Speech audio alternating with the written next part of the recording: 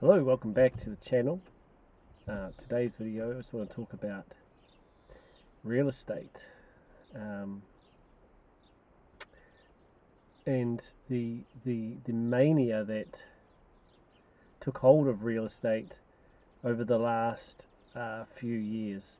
So, in my country, New Zealand, we have definitely some issues in the real estate market. Rents were skyrocketing for a number of years and kept getting worse and worse, and there was a major supply shortage of housing. So if you were a tenant, a good tenant, it was really hard to actually get a rental. And it was really good for landlords because they could charge a lot of money and choose from good tenants, professional working people. And it became really frustrating for tenants because they had a situation where they were paying a fortune in rent. And see, when I was renting, in the early 2000s, 2002, sort of 3, 1, in those years, it was cheaper to own a rental. You didn't own the property or get equity in the property, but you did get the advantage was that you had a cheaper house, and that stopped being the case. It started being a situation of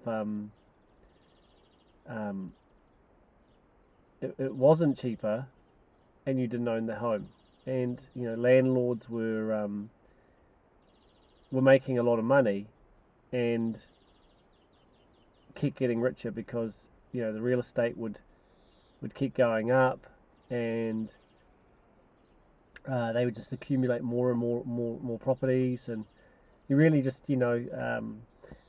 if you owned more than two properties, you were very rich usually, and you'd get cream on your scones at the bank. They would lend you more money. They just kept going up. Rents kept increasing. The value of the property kept increasing. It was just a gravy train in a way. Apart from dealing with maybe the government regulations or the tenants, the market started to get more regulated in the last few years under this current Labour government, with things like a Healthy Homes Bill. So, a lot of the time, people would have rentals that were just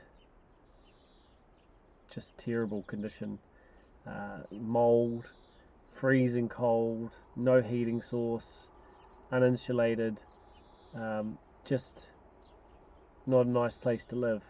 And I do get it that some people are so abusive towards other people's real estate, as in they move in as a tenant and they trash the place.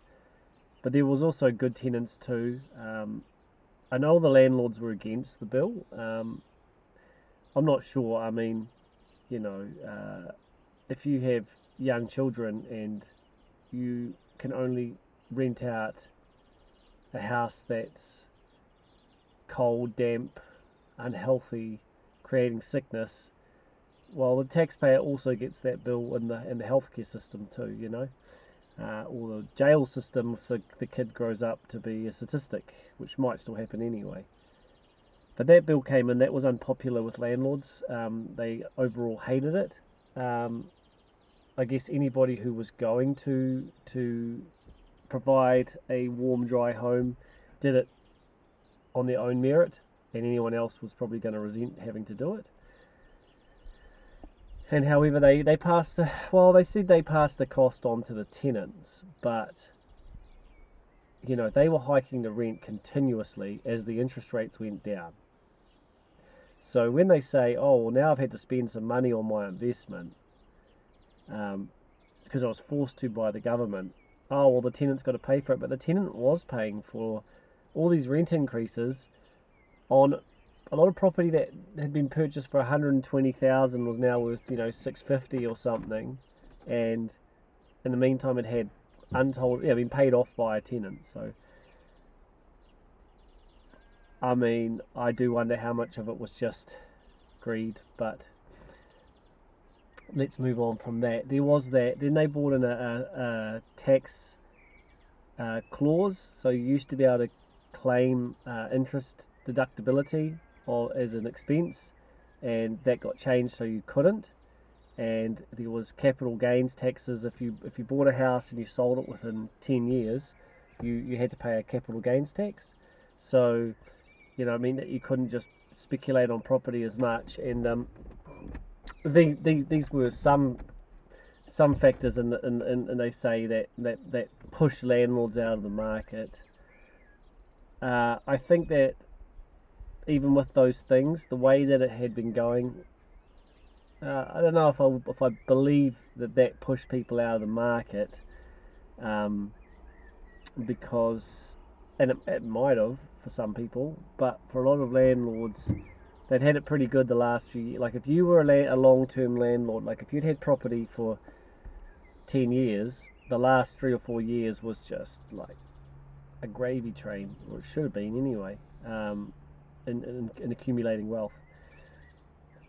But we had the GFC obviously affect us here too, and that slowed down the construction industry big time, and we didn't build many houses. I was working in the construction sector at the time, and it was dead. It was dead. There was builders becoming tattoo artists and things like that. People lining up to work for like $18 an hour as a qualified builder for big construction firms who had big contracts because at least it was a job. Things like that. It was tough. Interest rates were higher. And it really came to a bubble stage in about 2015, 2014, and that was Auckland was forming a bubble. It started forming up there, and I think house prices averaged 700,000 at that point. And I remember down here that just sounded insane. And at the time, then it was an Auckland housing bubble. I bought my first home for 140,000, and that was really cheap. That was before they put a deposit down. But it was at that point when, and this is where people were asleep at the wheel. It was at that point where the Reserve Bank announced that due to this Auckland housing bubble, they were going to introduce measures to combat the bubble and put a stop to it in its tracks.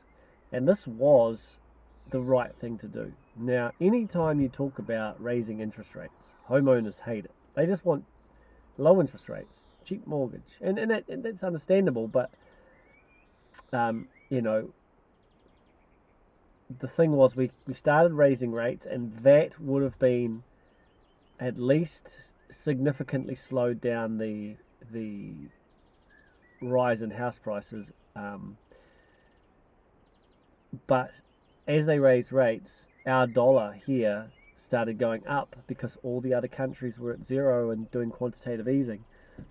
And so the Prime Minister spoke to our Reserve Bank, John Key at the time, and he said that we can't be pushing the dollar up. We've got to cut rates because no one else is raising interest rates, and basically when they start raising rates, we can do it then too. Because everyone expected the Fed to be raising rates. They were promising this rate hike that never came, and so they started dramatically cutting rates, and they went down lower than when they started raising them. I think it was 3.5% cash rate, what would be called the Fed funds rate. We call it the official cash rate, and that was at 3.5%. And I'm pretty sure they went to 2.5 and just held it there for a long time, all the way up to just when the pandemic hit. And that was really the moment right there that as the rates went down to 2.5, prices started to surge. And this is when the nationwide bubble became, the story of the of the day. It was nationwide. We had these prices skyrocketing everywhere, and Aucklanders started selling up and moving to smaller regions where they would say sell for $1 million and buy a brand new house for like 500,000 or something, and have any leftover money, so mortgage free, maybe a new car and cash in the bank. And that was like a real good move to make at the time. Those people would have done, or should have done, very well. But then what started happening was the regions caught up to Auckland. So yeah, Auckland might have had $1.2 million house price, but it was like 900,000 to $1 million in the regions kind of thing for the same house. So there wasn't the ability to sort of move to the regions, and we just kept having more and more immigration, but we didn't have the construction of new houses to keep up with it. So there was a supply and demand issue, and it was a problem. It was a huge problem. But I said the whole time, people are confusing the effect of supply and demand with the low interest rates. So yes, supply and demand is a massive factor in house prices, and yes, it will cause house prices to rise. But the rises that we were seeing year in, year out, year over year over year, I said is more an effect of the interest rates being too low for too long, than it is the supply and demand, which is a factor. It's just you're giving it more credit than it's due. And as these rates stayed lower, prices just kept going up. And then we started getting these websites appear where you could go on and say, well, what's my home worth? And you would look it up, and it would say, 2014 it was sold for 220,000, and then 2 years later it was sold for like 460, and then like 2 years later it was sold for like 760, and today, 2 years later, it's sold. It's worth 1.1 million. Now, when people saw that, what did they want to invest in? What made them feel good? What made them, when they thought about their net worth, what made them happy? I'm rich. I own a house. I'm a millionaire. I was literally at a workplace where 3 people were telling me how they were all millionaires, and they were some in their 20s, 30s, and one that was a bit older, and because they owned a house, 1.4, 1.2. These numbers are now, I'll never see them. And I remember thinking, you guys don't realise the bubble has burst when they were telling me this. And I said to them that didn't go down too well. But yeah, you just had a situation where there was plenty of construction work. There was not enough housing, but then interest rates were too low. So the fact that we had the supply and demand issue, we should have had higher rates of interest to stop that, and combined with the low interest causing unsustainable house prices. And the government and the Reserve Bank sat back and just watched it happen and said, hey, what do you want us to do? It's just what a house is worth. When what they were doing was they were allowing people to take on more debt, to overextend themselves more in the good times, so when the bad times came, there was a problem that they couldn't actually necessarily cope with. And then so yeah, housing was like, it was just going up. And then along comes the pandemic, and a gambling man would have thought, this is it. The economy is going to collapse. Here it comes. How can we shut an economy down and tell everyone to stay home and print all this money and just hand out money, and real estate stay where it is? And initially we had a lot of job losses for a short period of time. People laid off. I got laid off from my job at the time, and obviously there was a lot of layoffs, and then at the end of the lockdown, though, there was sort of a backlog on people wanting to buy houses. And what actually happened, to my knowledge, is that people had like booked all these overseas holidays, trips away and stuff, and then suddenly the whole industry of travel was overnight gone, and so they got their money back, they got refunds, plus people also got money to stay at home for like, I think it was 6 weeks. We're in our first lockdown, we all got paid, businesses got all these subsidies, everything like that, and so people were stuck at home. All they could do was buy food, petrol, but they weren't allowed to travel anywhere, just apart from to get food. That was it. So their bank balances started going up and up and up and up. They didn't have the expenses, there was no cafes and stuff. So people for the first time had like some money, or they had paid off maybe some debt. And so at the end of the lockdown, it was crazy. Like, we would go to restaurants, and I said at the time, it's like being in a twilight zone, because we're supposed to have this huge recession, and it's booming. And it did. It took about, I think that was about September 2020 when I went out and actually said that, because of the work I was doing. It was about that time. And I just couldn't believe it. And I said, is it like, is it dead any other time? They said, no, we've never been so busy. And everywhere was just ballistic. There was, that's when the supply shortages started happening. You couldn't get stuff. And people were just spending money. And, this was a result of I think it was $100 billion or 50, but I think they did two $50 billion rounds of QE in New Zealand. So this was a let's print money, give it to the people, and watch them go. But the thing was, house prices went up at least 40%, and I think it might have been 50% in total, but it went up 40% after the lockdowns. 40% in a year. And I remember watching this, and at the time, just before COVID hit, I had gone through a divorce, and I had lost my house. And, it was obviously upsetting, and I didn't have a way to purchase a home. And I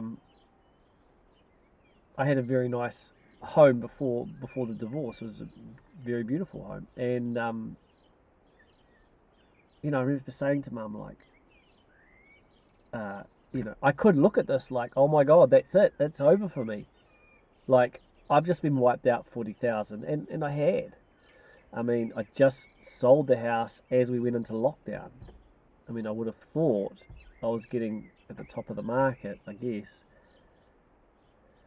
I just did what I did in the situation. Had to do, there was not much I could do. And, obviously watching 40%, I could have been really upset, and part of me was. But I said, this is as far as I've seen, this is going to collapse, because, these people are making a mistake. They're rushing in at the end of a bull market, and it's not going to be that rosy as they think. Because here in New Zealand, it's very different in the pandemic. We locked down, and that was basically it. We put everyone in quarantine that came into the country every day. Everyone crowded around the TV, see if there was a community case. And it was like, if one person got COVID, one person's ruined it for everybody. Or some people would be in the what do you call it? The quarantine facility, and they were told you're not allowed to leave, and they would sneak out and go to a petrol station and get some chocolate biscuits. Like, so stupid. And then they'd test positive for COVID, and then it would be, oh no, now we've got to track and trace all these people. And we just got lucky there, because it happened a few times. People did escape from quarantine and then tested positive, and somehow it sort of got kept at bay, and we only had a couple of little outbreaks, and they managed to lock everything down for a shorter time. And then we would go back to normal. So it was, apart from the few lockdowns we have, which might have been 3 months in total. Except Auckland was locked down way too long. It was locked down for something like 3 months in Auckland. Well, it was locked down in Auckland for about 3 months. I think it was. It was a long time. A long time. People started really struggling with mental health. It was a real grinding lockdown. And they were rolling out all the vaccinations. But then we got to like a really high number of vaccinated people, and they still kept Auckland in lockdown for a long time. And that was probably, the cost of the lockdowns to start with, the labour shortages, the economic problems really started to hit after that lockdown. That's our largest city, and it was crazy how long. And they locked down the wallboard factory, so like people that put wallboard in houses, like that manufacture that. And so we got this huge wallboard shortage where you could not get it. It was like a 6 or 7 month wait to get it. Containers, skyrocketed. Everything skyrocketed. It got really bad after that lockdown, and that's when the inflation started to appear. But yeah, real estate was surging, and it was October. So in July 2021, I'm driving my car at night, and there was an ad on the radio for real estate saying, well, we've just started to see a pullback I think it was like over the last 3 months, and it was a very small pullback. And so now's probably a good time to buy because you've sort of bought in the dip, and it'll go. And I remember thinking to myself, this is it. It's over. Like what I had thought, which had not come to fruition, was that we was entering a hyper bubble, and then which is bad for people, but it's good for me personally. Not gonna lie, it's good for me. I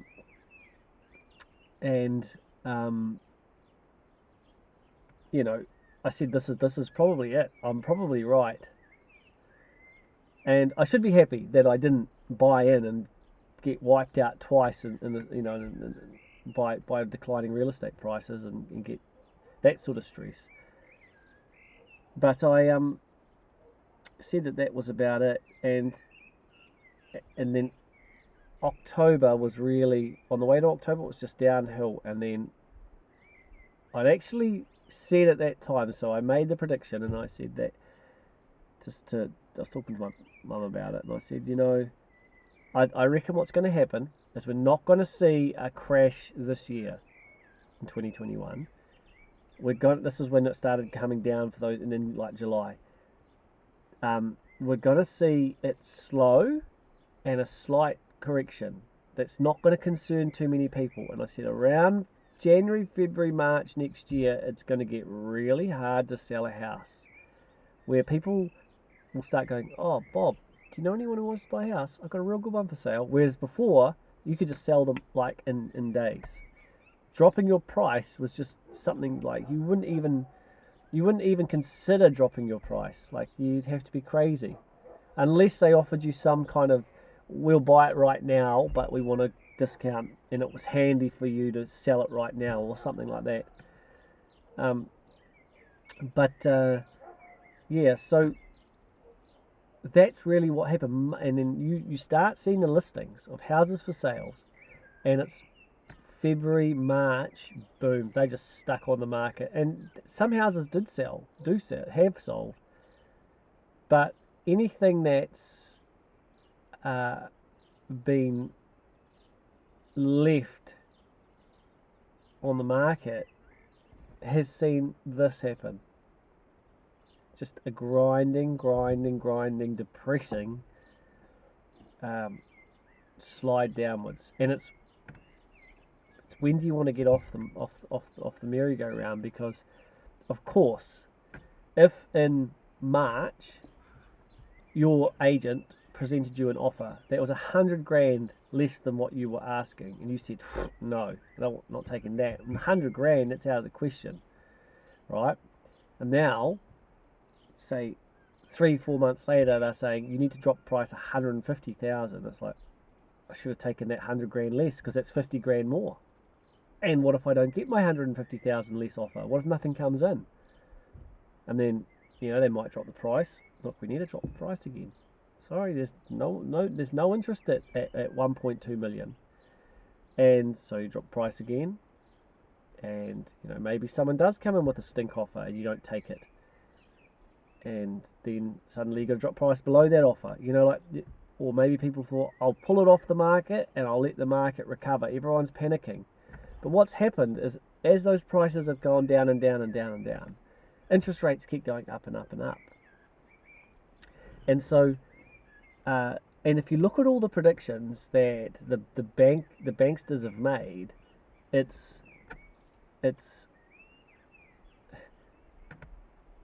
they said house prices will correct just 5%. In 2022, I think that was in 2022, they'll just correct 5%. Well, they've corrected way more than 5%. We get the numbers of how much they've corrected, and they don't make sense, because I've seen them sell for way less, or I'm pretty sure I've seen them sell for way less than the correction that they're saying that we've got. So they'll say, oh, this area is down 11.7%. I'm pretty sure I've seen bigger corrections than 11.7%. So I don't know how true that is. And if you go on these websites, they're still saying, it's worth 1.2 million. And there's just no way that you would get the money that they say it's worth. You just wouldn't get it. See, before, the buyers would go on those websites. I mean, it sounds to me like a rigged thing to me. You go on these websites and go, how much is that house actually worth? Oh, 1.2. Oh, I suppose that's what I've got to pay. Right? But now they see 1.2. I'm not paying that. I can't. I mean, the price of the peak interest rates were at the lowest, I think, 2.19%. And the people who bought those houses, sophisticated investors, call them what you may, told me to my face, interest rates will never go to 6%. And now we're approaching 7%. The stress test is 8%. So just to get the money to buy the home, you have to pass a stress test of 8%. Well, what if they lift it to 10%? Because what if the interest rates keep going up? Because they keep saying inflation's going to peak, interest rates are going to peak, and now they have done this the whole time. Oh, well, it's more than we thought. Oh, it's worse than we thought. I just seen food prices, I think, are up 11.7%, I think it was, and fruit and veggies was like 17-18% for fruit and vegetables. Like, these numbers are getting worse and worse and worse. The inflation story is getting worse. Now, the reason that we have not had a complete collapse, there is one reason. Well, as far as I'm concerned, there's one reason, and that's the job market the labour market is strong. So what do we need to see to collapse an economy? Like, to have this huge, I can't see it being just a recession. I can only see an inflationary depression of the worst kind. I mean, it's just what I've always thought was going to happen. And that's job losses. See, when you lose your job in a recession, there is typically not another job to go to. And if it starts getting everybody wanting a job, then you've still got this inflationary environment, right? You've still got this inflationary environment.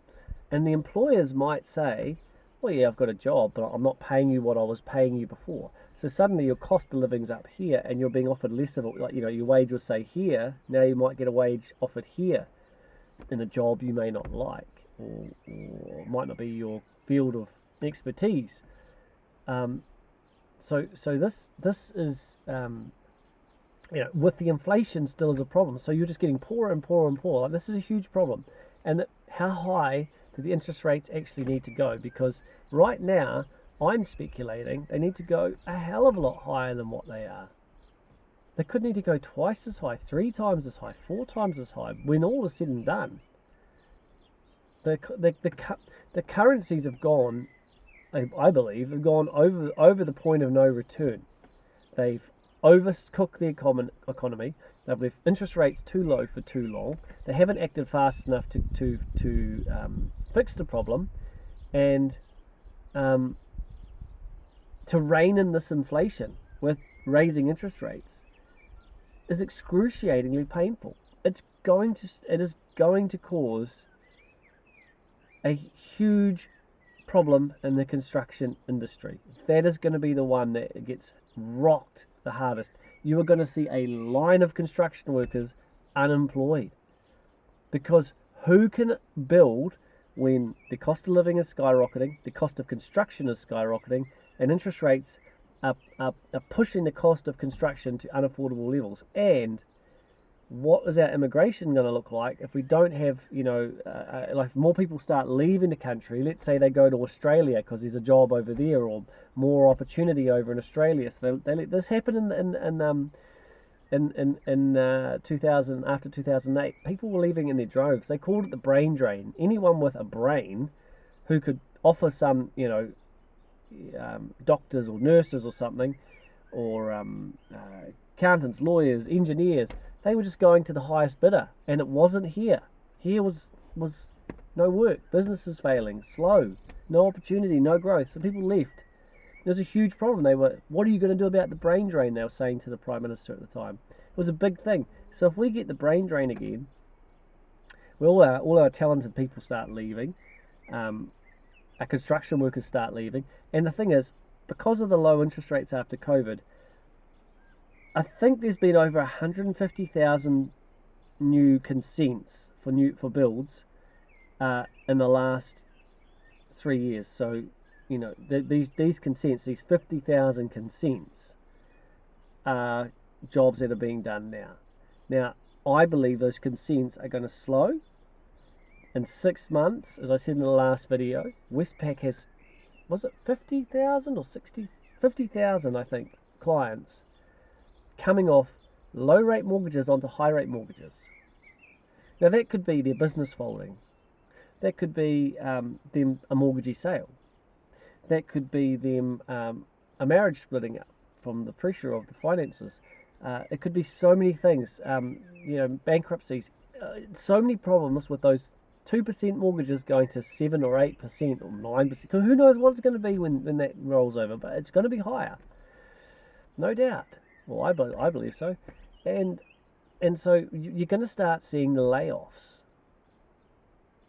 It's so inevitable that this is going to happen, and I know it's hard to believe when you're in a construction industry, and you've just been so busy for so long to think there's going to be nothing for you to do. But who will be able to? What is going to happen to construction at 8 or 9 or 10% interest rates? At 12% stress tests, at skyrocketing building material costs, skyrocketing labour costs. To me, it's amazing. It's kind of still going with the amount of new consents of 50,000. I don't know who's got the money to afford those new builds, but like there's sections that I've seen around, my neck of the woods, and they're not selling. They're not selling. So there's land available, but no one's building on it. So I don't know who's building. I think it might be the government building a lot of these houses for welfare housing. So but that can only go on so long too. Things are going to get tight. As these interest rates rise, it's going to be harder for the government to borrow money and harder for it to service the debt.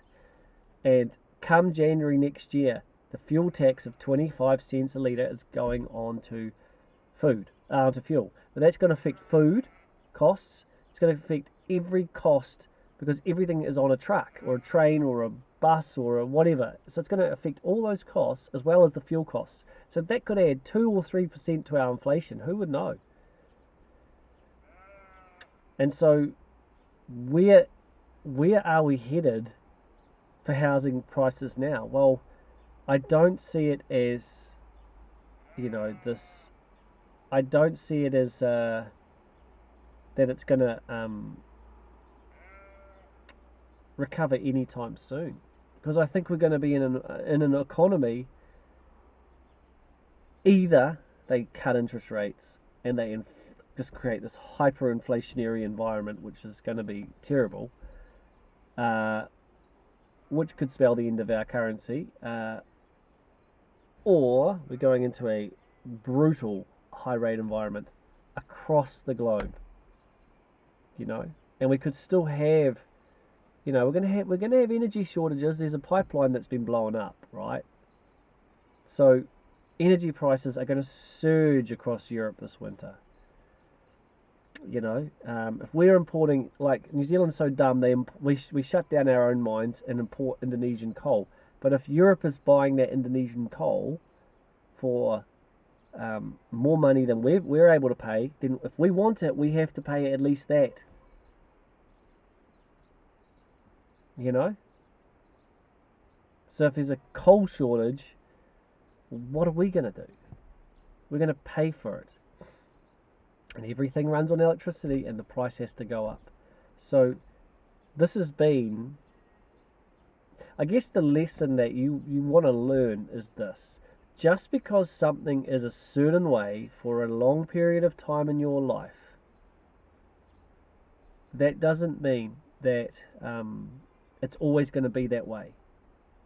You know, reality changes throughout life. You know, one minute you can be a happily married dude, for example, next minute you're going through a divorce. Your whole life's changed around, right? Suddenly you're dealing with all these things that you did not ever expect to deal with. And it's the same in markets, you know. When crypto's going through the roof, everyone wants to own crypto, right?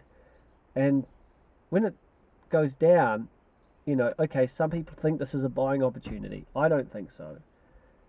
But when it goes down, you know, who wants it? People get that endorphin when it goes up, but nobody wants it when it's going down. And I guess the good news is, if you have maybe been positioning yourself, maybe you held off buying a home, or maybe you felt that you could never get into the market, you know, or you were a tenant who just couldn't get out of being a tenant. Well, there's probably a buying opportunity coming up. Everything is going to go on sale. You know, if everything goes, you know, if the Dow and the Nasdaq and the real estate market, if they do go into a massive freefall, you know, that's possibly a time where you can accumulate massive amounts of wealth because, you know, you didn't get sucked into that bubble. And I guess this is where long-term strategy always will pay off. And of course, when you have your conviction of something and it just doesn't happen, and it just seems like it's never going to happen because year in and year out, it's just no sign of it. But if you analyze something like quantitative easing, like I did, and you know this can only end in one of two ways. In my mind, either they never raise interest rates, it starts to get inflation, they keep printing to make the inflation worse, and the dollar collapses. Or they have to do the right thing and raise interest rates and crush the economy. And when that happens, if life gets really uncomfortable, where your reality is now from this euphoria of I'm winning, my life's great, I'm so smart, I'm better than everybody else because look how much I've done, to ruins, you know, like in the Depression, a lot of millionaires went to nothing, you know. Well, where are you going to be in that situation? And how badly do you want to avoid winding up there? Well, for me, it was like strongly want to avoid that. Like, I just don't even care about today. I just care about not being there tomorrow. And you could call that crazy. Yeah, a little crazy maybe, but no. I was always the guy at school where, you know, they would have a task and they'd put you into two groups, and it was usually like on school camps. And they'd say, okay, you've got to, let's make something up. You've got a tire and you've got a stick and you've got a piece of rope, and you have to go from here to here, but you're not allowed to do this, but you can do that, and you have to work out how to do it. And we did this quite a few times growing up throughout the school years. And every time was the same situation. Some kid who was usually way more intelligent than me at school would say, I've got it, guys. And he'd propose this idea, and straight away, I could see the flaw in the logic. That they would get halfway, and then they wouldn't be able to go any further because, they would have used the tyre back there and they would need it for here. So there has to be a way to do that. How is that? Well, if they did that, and so I would say, no, that won't work. This is how we have to do it. And everybody would say that I was an idiot. They would say that that was a dumb idea, that he had the right idea. And even though you were clearly explaining the flaw in the logic, people couldn't see it. They were so oblivious to the problem. And then I'd say, all right then, so we'll do it this way. But I just knew the whole time, like, this is exactly what's going to happen. And we would get halfway, and then we couldn't go any further, and then the other team won, doing it exactly how I said. And then they would get the chocolate or whatever, and no, we missed out. And the thing is, no one ever came up to me and said, oh, geez, that was really smart of you that you actually worked that out. There's no one ever, they just went silent because they couldn't acknowledge that they were wrong and I was right or whatever. And so I guess this is how I've seen the quantitative easing problem. The mania caused by the and I've watched it unfold slowly year in and year out, knowing and then listening to the Fed and saying it's not appropriate to raise interest rates. We're not even talking about interest rates. We're going to raise interest rates and the markets can suck a lemon and we're just going to do it. And then they raised interest rates in 2018, the market started to dive, and they came out and said, sorry, we're going to cut rates. We're not even talking about, no point in the future are we even thinking about interest rates. Like, when they were saying this, they were confirming everything that I was concerned about. So they made the collapse that they were about to bring on, they made it go away. But they made the wrong call because they said they were going to raise interest rates because they knew that they had to. They knew that we'd get another recession and rates would be at zero. But they started doing the wrong thing. The markets went up and they went, phew. It's like putting bubble gum on the iceberg hole of the Titanic, right? And the bubble gum starts inflating bubbles, and you just keep putting bubble gum on. Oh, another hole's popped up. And eventually you know that the bubble gum's going to just come off the wall. Well, why are you doing it? If there's another way, that's okay. Well, there's another way, and that it's not going to be pleasant, but more people will survive if we make the hard call now versus the bubblegum approach, and then everyone on the ship goes down.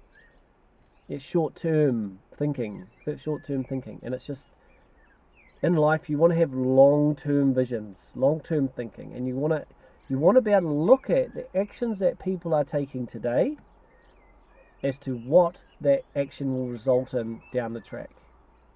Because I've made those mistakes in my own life.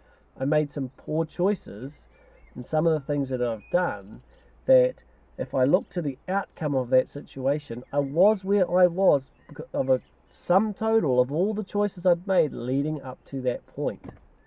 I saw things that I should have known better and ignored them and didn't go on intuition or make better judgments, or thought, everything will be fine, don't worry about it.